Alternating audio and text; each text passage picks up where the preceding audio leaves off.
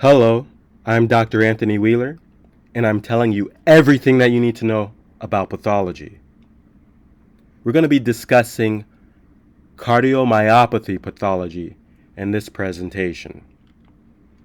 This material is in your book, Medical School Pathology and Step 1 Review. Make sure you have it. Make sure you have access to the website where updates are made and new materials such as handouts or important notices are provided. I want to see you win. So what is cardiomyopathy? Well, cardiomyopathy is a progressive heart disease that may affect heart function due to an enlarged heart. The condition is actually defined by the name. And here we can see a specimen from an autopsy from a patient that has gross pathology due to idiopathic cardiomyopathy. So there are 4 specific types of cardiomyopathy that you should be familiarized with, right? Dilated cardiomyopathy, hypertrophic cardiomyopathy, restrictive cardiomyopathy, and ischemic cardiomyopathy. To the right, we have various cartoons illustrating a normal heart, dilated cardiomyopathy, hypertrophic, and restrictive. Make sure you can see the nuances between them because it will show up. And here we have a histologic H&E specimen that the pathologist looked at and said, yes, this is a section of a heart with hypertrophic cardiomyopathy. And what led them to that diagnosis? Well, you can see the haphazard disorganized myocardiocytes, as well as this somewhat cartilaginous fibrous tissue interwoven between them. This is definitely not normal cardiac tissue. And again, we have more histology showing abnormalities in cardiomyopathy, such as increased interstitial fibrosis, increased interstitial fibrosis again with the myocyte disarray, and even fibrofatty replacement in an arrhythmogenic right ventricle cardiomyopathy. And note, cardiomyopathies may be associated with arrhythmias. Let's talk a bit about dilated cardiomyopathy. In dilated cardiomyopathy, the heart's 4 chambers enlarge, as you can see here on this chest X-ray.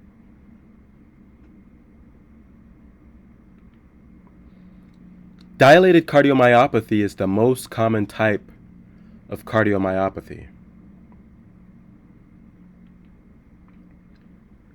Dilated cardiomyopathy leads to biventricular congestive heart failure and systolic dysfunction with the comorbidities of mitral and tricuspid valve regurgitation and arrhythmia. Dilated cardiomyopathy is typically idiopathic.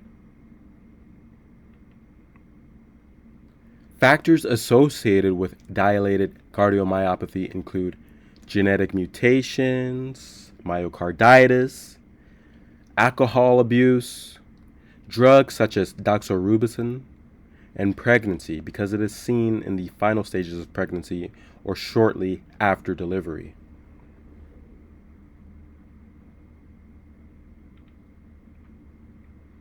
There's even a viral association with dilated cardiomyopathy. Coxsackie virus, either A or B, are typically associated with myocarditis that lead to dilated cardiomyopathy. A lymphocytic infiltrate in the myocardium characterizes myocarditis. Symptoms of myocarditis include chest discomfort and arrhythmias. Dilated cardiomyopathy is a late complication of myocarditis. The treatment for dilated cardiomyopathy is heart transplant. Now let's talk about hypertrophic cardiomyopathy. Hypertrophic cardiomyopathy is something you will definitely have to know. It is the massive hypertrophy of the left ventricle. Hypertrophic cardiomyopathy may be due to an autosomal dominant genetic alteration of sarcomere proteins that result in a large heart. There are even characteristic ECG findings associated with it. For testing purposes, the classic case vignettes of hypertrophic cardiomyopathy involve sudden death of young athletes. Clinical features of hypertrophic cardiomyopathy include diastolic dysfunction, which is caused by decreased cardiac output due to the left ventricular hypertrophy because the ventricle cannot fill all the way properly. Sudden death in those teen athletes, ventricular arrhythmias, and syncope with exercise. And here we have an image of a histologic section from a patient with cardiomyopathy. You can see the abnormal distribution of the cardiomyocytes and this intervening fibrous presentation.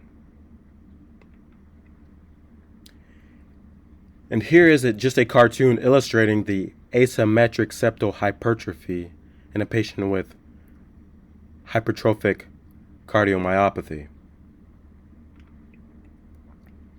And here is a real example of hypertrophic cardiomyopathy as visualized through various radiologic modalities.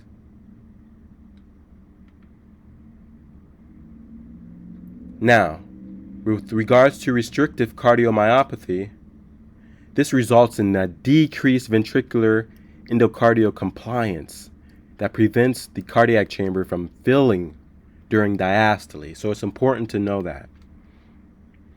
We also have a histologic section from a patient with restrictive cardiomyopathy.